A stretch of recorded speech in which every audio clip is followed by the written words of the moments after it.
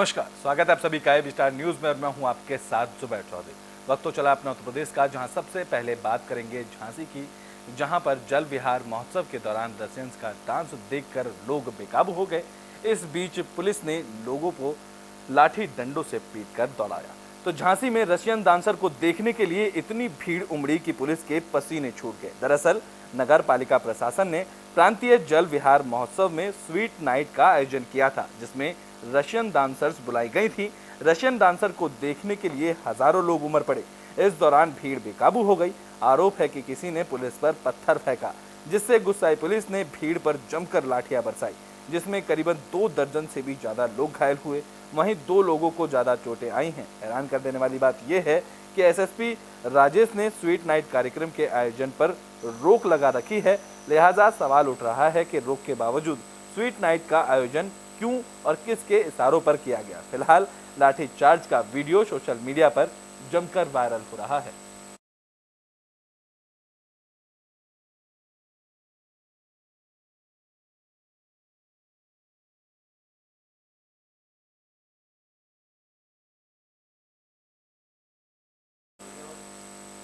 तो बुलेटिन में बात कर लेते हैं संभल की, जहां आम आदमी पार्टी के नेता संजय सिंह की गिरफ्तारी को लेकर समाजवादी पार्टी के सांसद शफीकुर रहमान भड़क गए हैं। तो आम आदमी पार्टी के राज्यसभा सांसद संजय सिंह की गिरफ्तारी पर सियासत तेज हो गई है। समाजवादी पार्टी के सांसद डॉक्टर शफीकुर रहमान बर्क ने इस मामले को लेकर कड़ी प्रतिक्रिया दी है। उन्होंने बीजेपी पर जमकर निशाना साधा। उन्होंने कहा है कि इन्हें लोकसभा चुनाव के अलावा कुछ नहीं दिखाई नहीं दे रहा है। इनके पास इंसानियत और दया नाम की कोई चीज बची नहीं है। उन्होंने कहा कि कहीं बुलडोजर चलवा दिया जा रहा है तो कहीं ईडी को भेज दिया जा रहा है। यही करके इन्होंने आजम खां को भी परेशान किया था। इन्हें तो इस वक्त सिवाय सन 24 के कुछ दिखाई नहीं दे रहा। उसके लिए ये इन्हें हदें पार कर दी और इंसानियत के एतबार से भी इनके यहाँ कोई रहम का खाना नहीं है, कोई इंसाफ नहीं है इनका। बल्कि 24 घंटे कभी कभी बिल्डोजर कहीं चलवाते हैं तो कभी बहरहाल ईडी को भेज देते हैं। अब उस वक्त आजम खां को इतना परेशान करके। तो बुलेटिन में बात कर लेते हैं कन्नौज की, जहां पर समाजवादी पार्टी के पूर्व विधायक अनिल दोहरे का निधन हुआ, जिसके बाद अखिलेश यादव ने उन्हें श्रद्धांजलि दी। तो प्रदेश की कन्नौज सदर सीट से विधायक रहे समाजवादी पार्टी के वरिष्ठ नेता अनिल दोहरे का लंबी बीमारी के बाद निधन हो गया। पूर्व विधायक काफी दिनों से बीमार चल रहे थे। गुरुवार को उन्होंने लखनऊ के अस्पताल में अंतिम सांस ली। अनिल दोहरे के निधन की खबर से समाजवादी पार्टी खेमे में शोक की लहर दौड़ाई। समाजवादी पार्टी के मुखिया अखिलेश यादव ने भी पूर्व विधायक के निधन पर दुख जताया है। बता दें कि अखिलेश यादव ने कन्नौज पहुंचकर दिवंगत नेता अनिल दोहरे को श्रद्धांजलि दी। अखिलेश यादव ने इस दौरान कहा है कि अनिल दोहरे कन्नौज की जनता के बीच में लगातार बने रहे। समाजवादी पार्टी ने बहुत ही जिम्मेदार, निष्ठावान, ईमानदार कार्यकर्ता को खोया है, जिसकी भरपाई कोई नहीं कर सकता है। नेता यहाँ से विधायक रहे अनिल दोहरे आज हमारे बीच नहीं है। हालांकि पुराना राजनीतिक परिवार रहा, उनके पिताजी से लेकर के वो खुद और परिवार के सभी सदस्य लगातार सेवा में लगे रहे जनता के।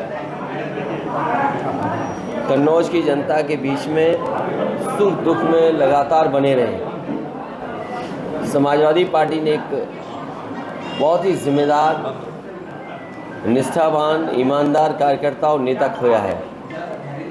इसकी भरपाई होना मुश्किल है।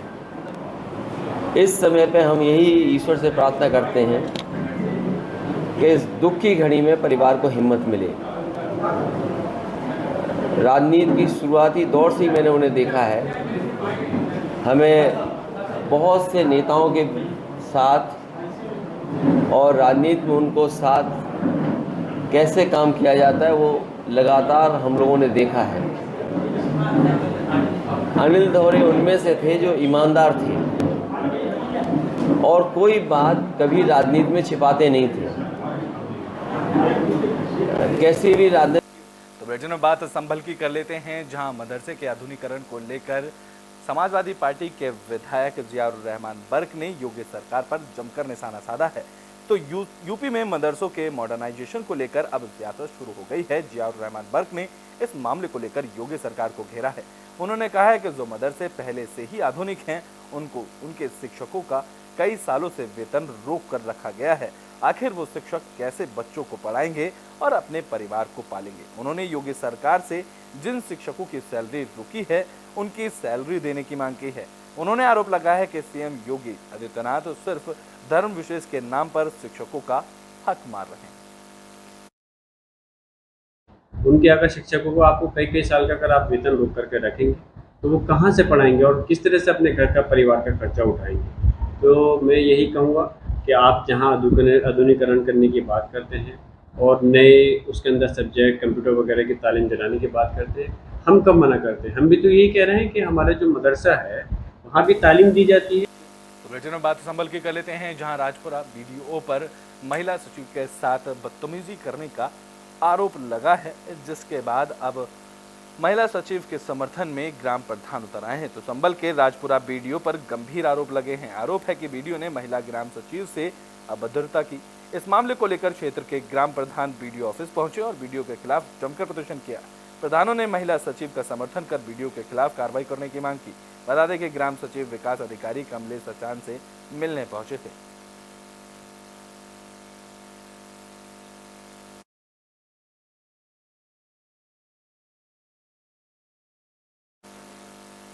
तो बुलेटिन में बात फर्रुखाबाद की कर लेते हैं, जहां ग्राम पंचायत में बिजली को चोरी को लेकर गड़बड़छाला सामने आया है। तो फर्रुखाबाद के बड़पुर ब्लॉक के कुटरा गांव से हैरान कर देने वाली खबर सामने आई। आपको बता दें कि आपको जानकर हैरानी होगी कि बिना बिजली कनेक्शन के ही यहाँ लाइट जल रही है और बिना कनेक्शन के ही बिजली बिल भी जमा हो रहा है। जानकारी के मुताबिक ग्राम प्रधान ने यहाँ सचिवालय को ही किराए पर दे दिया है, जिससे जल निगम की लेबर रह रही है। जब सचिवालय में ग्राम पंचायत अधिकारी और एडीओ पंचायत करने पहुंचे तो मीटिंग हॉल में कपड़े सूखते मिले। बिना बिजली कनेक्शन लिए पंचायत घर और बारात घर में बिजली भी जल रही थी, जिसका बिल सरकारी खाते से हर महीने जमा भी किया जा रहा था। सवाल यहाँ पर यह उठता है कि जब कनेक्शन ही नहीं लिया गया है तो आखिर बिजली बिल का पैसा कहाँ जा रहा है। इस मामले को लेकर ग्राम पंचायत अधिकारी जवाब नहीं दे सके। इस दौरान एडीओ पंचायत और ग्राम पंचायत अधिकारी मीटिंग छोड़कर ही भाग गए।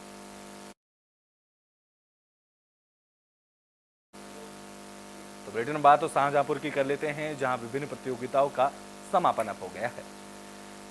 तो शाहजहांपुर में 72वीं जिला माध्यमिक विद्यालय एथलेटिक्स प्रतियोगिता का समापन हो गया है, जिसमें ऑल ओवर चैंपियनशिप बालक वर्ग के राजकीय इंटर कॉलेज, बालिका वर्ग से आर्या कन्या पाठशाला इंटर कॉलेज अव्वल रहा। इस दौरान चैंपियनशिप खिलाड़ियों को भी सम्मानित किया गया।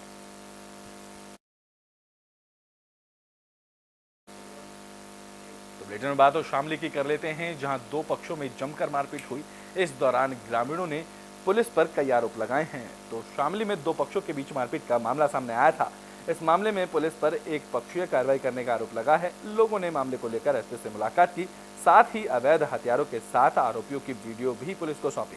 एसपी ने ग्रामीणों को जांच के बाद कार्रवाई करने का आश्वासन दिया है। ये मामला थाना भवन इलाके का है। दरअसल 30 सितंबर को मेला देखने आए युवकों का किसी बात को लेकर एक दूसरे युवक के साथ झगड़ा हो गया था। कहासुनी के बाद दोनों पक्षों में जमकर मारपीट हुई। ग्रामीणों का कहना है कि दूसरे पक्ष के युवकों का एक गैंग है और वो स्कूली छात्राओं के साथ छेड़खानी भी करते हैं, साथ ही सोशल मीडिया पर भी धमकी देते हैं। मामले में ग्रामीणों ने पुलिस पर भी एक पक्षीय कार्रवाई करने का आरोप लगाया है। मामला यह है कि कुछ थाना भवन में उपद्रवी लोग हैं, गुंडे टाइप के, उन्होंने वहाँ बच्चियों का जीना हराम कर रखा। और अभी 30 तारीख में एक झगड़ा हुआ। 2 बच्चे हमारे मेरठ पढ़ते हैं, मेला देखने आए थे, उन्हें घेर कर उनके साथ मारपीटाई करी, गंभीर चोटें आई और अपने फिर फर्जी डॉक्टर करके अपना ही मुकदमा दर्ज करा लिया। उस मामले में एक पक्ष से कार्रवाई चल रही थी, इसलिए आज एसएसपी साहब से मिले, उन्हें सारे मामले से अवगत करा और पिछले सारे रिपोर्ट उनके लड़के जो है गुंडे टाइप के, जमशेद चेयरमैन के भतीजे हैं, वो सारे रिकॉर्ड कप्तान साहब को दिखाए और हमारे भी कप्तान साहब ने मुकदमे दर्ज करने के आदेश कर दिए। विवाद किस बात को लेके हुआ था? विवाद है, लड़की को छेड़ते हैं और जो बच्चे पढ़ाना आते हैं स्कूल में, 15-16 लड़कों का गैंग है, गलियों में फिरना। पीछे भी अभी पहली तारीख में भी एक साणी के बच्चे को उन्होंने मेले में घेर के पीटा, गरीब बच्चा था। तो बुलेटिन में बात शामली की कर लेते हैं, जहां कूड़ा प्लांट को लेकर लोगों में नाराजगी देखने को मिल रही है। तो शामली के बनत कस्बे के लोगों ने ट्रेंचिंग ग्राउंड में कूड़ा प्लांट का विरोध किया। इस मामले को लेकर चेयरमैन समेत दर्जनों सभासद ग्रामीणों के साथ कलेक्ट्रेट पहुंचे, जहां डीएम से शिकायत कर कूड़ा प्लांट कस्बे से दूर लगवाने की मांग की गई। लोगों का कहना है कि अगर ट्रेंचिंग ग्राउंड में शामली का कूड़ा डाला जाएगा तो कस्बे का वातावरण प्रदूषित होगा। अब देखना दिलचस्प होगा कि अब इस मामले में प्रशासन क्या कार्रवाई करता है।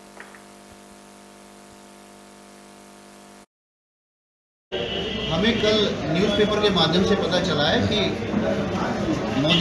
जिलाधिकारी महोदय ने एक स्तुति दी है कि जो कूड़ा शामली का होगा वो बनत के अंदर ही वहाँ पर उसको डिस्ट्रॉय किया जाएगा। अभी इसके करने से जो भी नगर पंचायत निवासी हैं उसको बहुत ज़्यादा उनके सेहत से संबंधित भी दिक्कत आएगी, वाटर लेवल पे भी दिक्कत होगा, जलवायु प्रदूषण भी होगा। तो हम सभी निवासी इसलिए इकट्ठा हुए कि यहाँ पर नहीं होना चाहिए। अगर बनत का जो भी चीज़ें होती है वो जो भी डिस्ट्रॉय होता है हम उसको सेग्रीगेट करते हैं, गीला और सूखा अलग करते हैं, तो उसको वो यूज़ करते हैं, रिसाइकल कर देते हैं। शामली का अगर इंडस्ट्रियल एरिया का कितना बड़ा जो यहाँ पर कूड़ा आएगा उसको कैसे करेंगे?